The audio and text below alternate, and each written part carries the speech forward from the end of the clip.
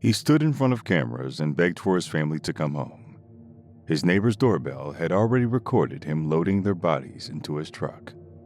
He just didn't know it yet. Frederick, Colorado, August 2018. A suburb north of Denver, the kind of place people move to on purpose. Wide streets, good schools, homes with two-car garages and backyard swing sets. The kind of neighborhood where people wade from driveways and assume the best about the family next door.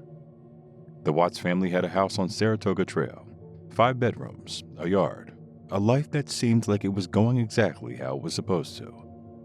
On the morning of August 13th, 2018, it ended.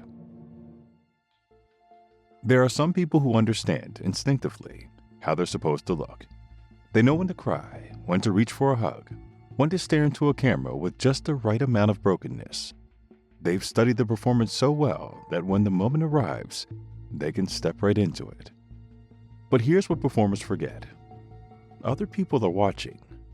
Cameras don't sleep, neighbors remember things, and the version of yourself you show the world has a way of colliding with the version the evidence tells. I'm Justin Luther, and these are the Karma Case Files. Shanann grew up in North Carolina. She was the kind of person who filled the room, not loudly, but warmly. Someone who stayed in touch, who showed up, who let you know she was thinking about you. She had battled lupus and come through it. She had gone through hard financial stretches and not let them define her. She had built something, with the belief that effort was enough to hold a life together. By 2018, she was 34 years old. She was a mother to 2 daughters, Bella, 4 years old, and Celeste, who was 3. She was 15 weeks pregnant with a boy they had already named Nico. And she was married to Christopher Watts. Chris was quieter than Shanann, reserved where she was outgoing. He worked as an operator for an oil and gas company. He was a steady presence, the kind of husband who showed up in family photos and didn't cause anyone to worry. But something had changed. Friends of Shanann's had started hearing things, small things at first. Distance, disconnection, the kind of silence that settles into a house when one person has already started leaving. They just haven't said so yet. Shanann suspected an affair. She had told the people closest to her. But she didn't yet know how right she was. What Shanann didn't know, what no one outside of Chris's workplace fully knew, was that he had been seeing someone, a coworker named Nicole. The relationship had been going on for weeks by the time August arrived. In his mind, according to what he would tell investigators, that relationship had become everything, a reset, a door he believed he could walk through and leave the rest of his life on the other side of. The problem was what the rest of his life included. 2 daughters, a pregnant wife, a mortgage, a family that Shanann had spent years building in public, posting photos, celebrating milestones, sharing the kind of ordinary moments that accumulate over the years. Shanann had been away on a work trip to Arizona. She arrived home in the early hours of August 13th, dropped off by a colleague just before 2 a.m. Whatever conversation happened between her and her husband in that house, in those hours before sunrise, would later be reconstructed from evidence, because Shanann never spoke to anyone ever again. At some point in the pre-dawn hours of August 13th, Chris Watts strangled his wife in their bedroom. Their daughter Bella came in during what followed. She asked what was wrong with her mom. He told her Shanann wasn't feeling well. He loaded her body in the back of his work truck. He put both of his girls in the back seat, no car seats, and drove roughly 40 miles east to a work site where he spent his days. He buried Shanann in a shallow grave near an oil storage tank. He smothered Celeste first, then Bella. He placed their bodies inside separate crude oil storage tanks, each with an opening just 8 inches wide. Then he drove back. He showed up to work that day, within a few feet of where his daughters' bodies were. Later that afternoon, Shanann's friend and colleague, Nicole Atkinson, began to worry. Shanann had missed a scheduled doctor's appointment. She wasn't answering calls or texts, which was unlike her, so Atkinson drove to the house. She called Chris, who was still at work. He said he hadn't heard from Shanann either. She called 911. When officers arrived, Shanann's car was in the garage. Her shoes, the ones she wore every day, were visible through the window. sitting where she'd left them. The house looked like she'd simply stepped out and hadn't come back yet. Chris arrived home from work. He greeted officers. He was cooperative. He answered questions. And then his neighbor, Nathan, mentioned that he had a doorbell camera. He stood on his front lawn and said the words you say when your family is missing and you want them back. He said their names. He said he needed to see them. He said the house wasn't the same without them. A Colorado Bureau of Investigation agent named Tammy Lee watched that interview.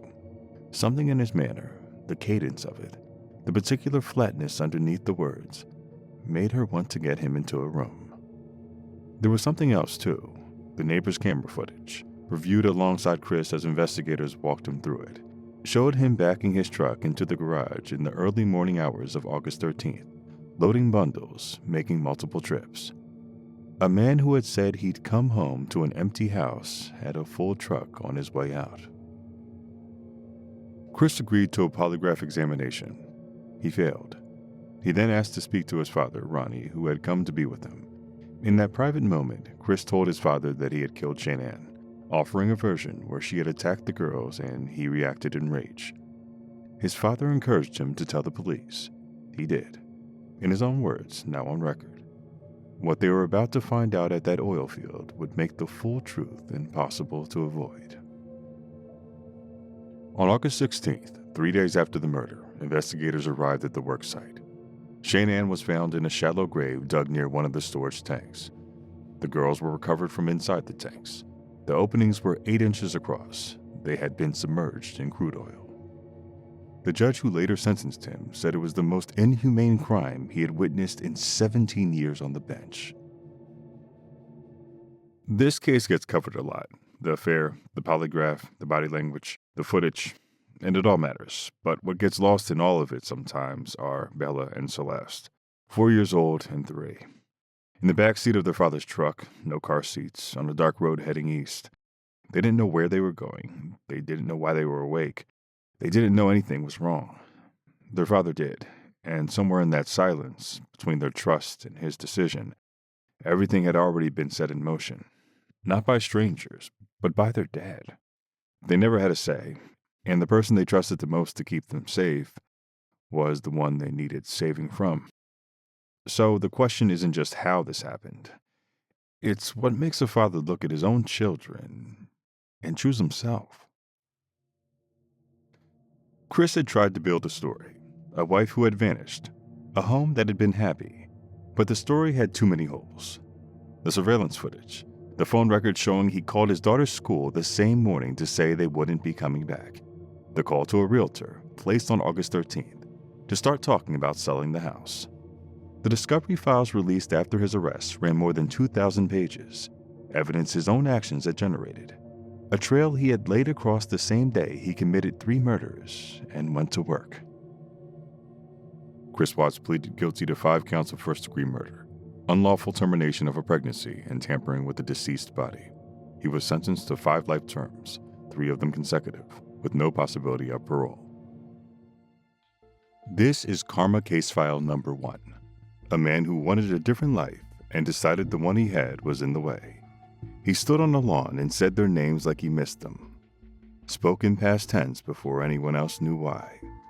Went to work the next morning, standing just feet away from what he had done. But little by little, the story he told collapsed under the weight of the truth. Because this wasn't confusion, it was performance. Chris Watts had been performing, but it just took 3 days for everyone else to see it. I'm Justin Luther, and these are the Karma Case Files. Have a case you want featured? Send it in. Follow for more real stories where actions have consequences. Until next case.